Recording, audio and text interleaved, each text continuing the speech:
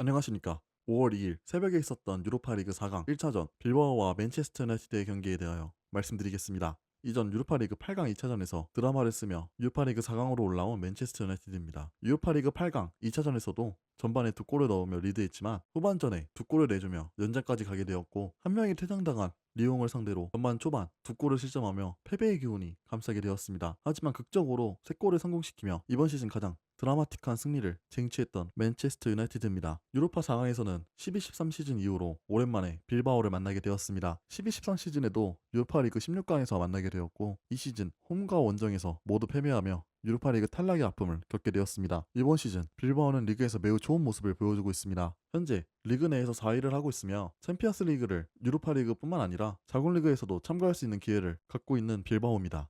게다가 리그에서 득점 밸런스가 매우 좋은 팀이며 득점은 리그에서 5위를 기록하고 있는 중이지만 팀 실점 순위에는 1위로 아틀레티코 마드리드보다 더욱더 단단한 수비를 보여주고 있습니다. 이렇게 밸런스가 좋은 이유는 전방에 이번 시즌 시작 전 유로 24에서 라민 야마가 함께 스페인의 무적함대를 이끌었던 니콜 윌리엄스가 뛰어난 퍼포먼스를 보여주고 있고 후방에는 비비안이라는 센터백이 매우 좋은 수비를 보여주며 팀을 더욱더 단단하게 지키고 있습니다. 이번 경기는 맨체스터 유나이티드에게 매우 어려운 경기가 될 것이라고 예측되었습니다. 현재 맨체스터 유나이티드는 득점에서 매우 아쉬운 퍼포먼스를 보여주고 있기 때문에 라리가 최소 실점팀인 빌바오를 만났을 때 득점에서 어려움을 겪게 될 것이라고 예측했으며 아우린 감독 아래 전반 초반에 선수들의 실책으로 선제골을 내주는 경우가 많은 맨체스터 유나이티드인 만큼 니코 윌리엄스와 그의 형제인 이냐키 윌리엄스를 막아낼 수 있을지 매우 불안한 상태에서 경기를 시작하였습니다. 이런 예측처럼 경기 초반에 매우 어려움이 있었지만 전반 중후반 이후부터 메뉴가 흐름을 잡았고 전반전에 3골을 성공시키며 이번 경기를 안정적으로 마무리하였습니다. 경기 초반부터 말씀드리면 빌바오는 매우 강한 압박으로 맨체스터 유나이티드를 위협하였습니다. 특히 전반 초반 왼쪽에 도로고와 우가르테에게 공이 전달되는 즉시 빠르게 압박하여 이들의 취약점인 탈압박과 전개력을 명확하게 노렸습니다. 이날 왼쪽 미드필더로 우가르테가 출전하였습니다. 그리고 우가르테는 이 자리에서 도로구,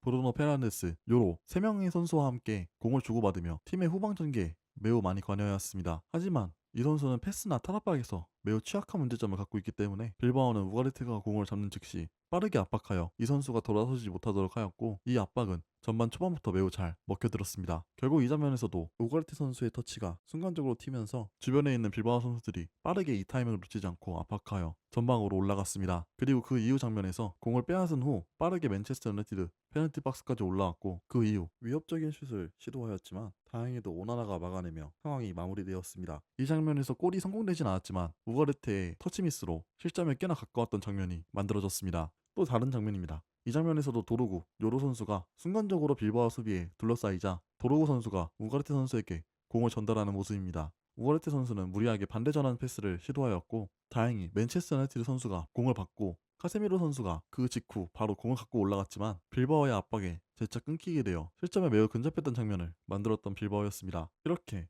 후방에서 압박을 이끌고 비교적 압박이 적은 반대 전환을 시도하는 모습은 나왔지만 매우 강하게 압박하는 빌바오이기 때문에 반대편으로 넘어가도 재차 압박을 가하여 공을 뺏은 후 위협적인 모습을 보여준 빌바오였습니다. 이 장면에서도 우가르테 선수가 무리하게 측면에 린델레포에게 횡패스를 전달하는 장면입니다. 후방에 있는 메가이어 선수에게 공을 전달하고 본인이 자리를 잡으면 되는 상황에서 횡패스를 시도하였고 린델레포의 터치가 불안정하자 빌바오는 이 타이밍을 놓치지 않고 또다시 빠르게 압박하여 공을 뺏고 속공으로 전환하는 모습을 보여주었습니다. 다행히도 카세미로가 공이 더욱 위험한 지역에 있는 선수에게 전달되지 않도록 막아내었지만 이 장면에서 매우 불안한 모습을 보여주었던 린델레프 선수와 후방에서 안일한 패스를 하였던 우가르테 선수였습니다. 게다가 빌바오는 이날 압박으로 공을 뺏은 후 전방에 있는 이나키 윌리엄스와 니코 윌리엄스의 빠른 속도를 무기로 공격 전환을 시도하였습니다. 특히 이 장면에서 보시다시피 데마르코 선수가 맨체스터 유나이티드 왼쪽 측면에서 한 번에 전방까지 넘겨주는 패스를 자주 시도하였습니다. 그리고 이나키 윌리엄스가 공을 빠르게 잡고 맨체스터 유나이티드 박스 안으로 들어오는 장면을 계속해서 보여주었습니다. 이 장면에서도 데마르코 선수가 아니어도 이나키 윌리엄스의 속도를 믿고 공을 전방으로 다이렉트하게 전달하였고 위협적이진 않았지만 맨체스터 유나이티드 박스 안으로 크로스를 허용하게 되었습니다. 그리고 이 장면에서도 맨체스터 유나이티드가 전방에서 공을 전개하다 빌바오에게 공을 빼앗긴 이후 곧바로 빌바오의 선수가 전방에 있는 이나키 윌리엄스 선수에게 다이렉트하게 전달하였습니다. 그리고 이 순간 안쪽으로 들어와 수비하던 요로 선수는 이나키 윌리엄스를 완벽하게 놓치게 되었습니다. 그 이후 박스 안으로 컵백을 넣어주고 공을 받은 빌바오의 선수가 곧바로 슛을 때렸지만 린델레프 선수가 막아내는 모습을 보여주며 명백한 득점 찬스가 될 뻔한 상황을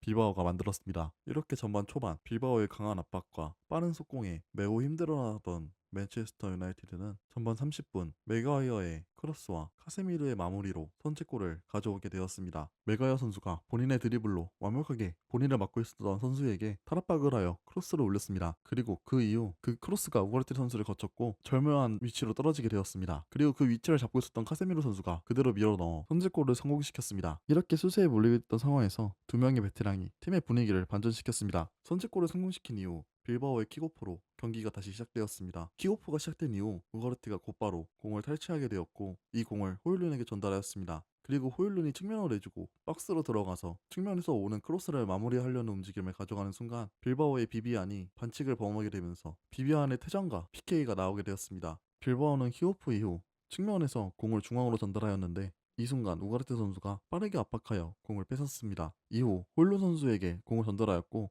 호일룬 선수가 그 공을 받고 빠르게 전방으로 전진하였습니다.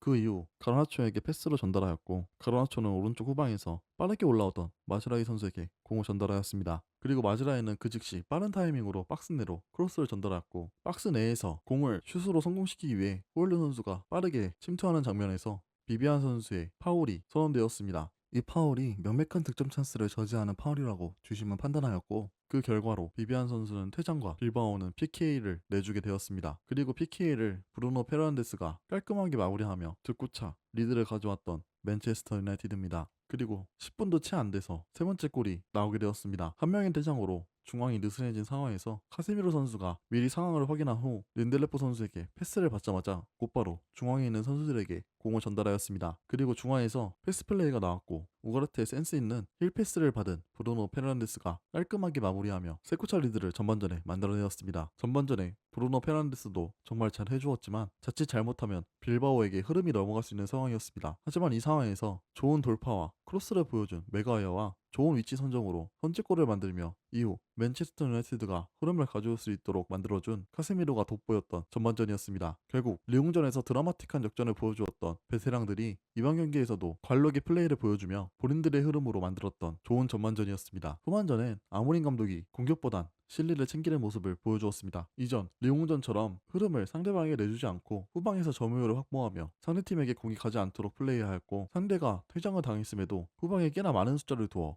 역습을 대비하였습니다. 후방의 3백이 비교적 높은 공간으로 올라가지 않고 후방의 역습에 대비하도록 하였습니다. 그리고 중앙엔 카세미로 선수를 내려 후방에서의 실수가 나오면 곧바로 커버할 수 있도록 하였습니다. 이처럼 무리하지 않고 한 골 더 득점하는 것보다 한 골을 실점하지 않는 쪽으로 플레이하였던 맨체스터 유나이티드입니다. 이후 이번 경기 선발로 나왔던 맥과이어, 마즈라이, 가르나초와 같은 선수들을 로테이션 돌리며 이날 경기를 마무리하였습니다. 이번 경기는 비비안 선수의 퇴장으로 맨체스터 유나이티드가 유리하게 경기를 풀어내었습니다. 이번 시즌 유로파리그에서의 맨체스터 유나이티드는 프리미어리그에서의 맨체스터 유나이티드와 전혀 다른 모습을 보여주고 있습니다. 현재 프리미어리그에서는 34경기 39골밖에 만들어내지 못했던 반면 유로파리그에서는 13경기에서 31골을 성공시키며 최다골을 성공시키고 있는 맨체스터 유나이티드입니다. 이전 리옹전 이후 우리에겐 유로파리그가 가장 중요하다고 언급하였던 아모린 감독이었습니다. 벌써 리그에서는 챔피언스 리그 진출권에서 매우 멀어진 모습을 보여주고 있는 만큼 유로파리그 상황전에서 결코 방심하지 말고 좋은 마무리를 보여주어야 할 맨체스터 유나이티드입니다. 게다가 빌바오는 리그에서 4위를 유지해야 하는 상황에서 3골차까지 벌어진 유로파리그입니다. 이후 무기중심을 유로파리그가 아닌 라리가로 옮길 가능성도 충분히 있기 때문에 2차전에서 좋은 성과로 유로파리그 결승전이 열리는 산 마메스 경기장으로 다시 돌아와야 할 맨체스터 유나이티드입니다. 오늘 영상은 여기까지입니다. 시청해주셔서 감사드리며 구독과 댓글,